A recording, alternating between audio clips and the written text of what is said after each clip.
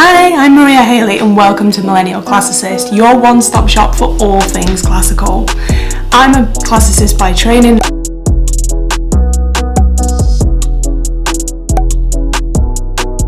I've been teaching classics at the university for about 3 or 4 years now, and I'm here to help you get through semester 1. The purpose of this mini-series is to help you out, whether you're starting with, an A-level in classics behind you and making your way into year 1, whether you're trying to progress to year 2 and lay the foundation for year 2-1, or whether you're taking on the all-important dissertation in classics. I'm here to help. Of course, all the examples will be really relevant for people studying English and history, but there are certain tips, tricks and hints that really apply best to classicists. This is your one-stop shop to get through semester 1, and I'm here to get you there. Do not forget to like, subscribe, and mention anything in the comments that I've not covered that you want me to touch on. Week 1, we're going to be looking at the jump from A-level to first year classics. Come on.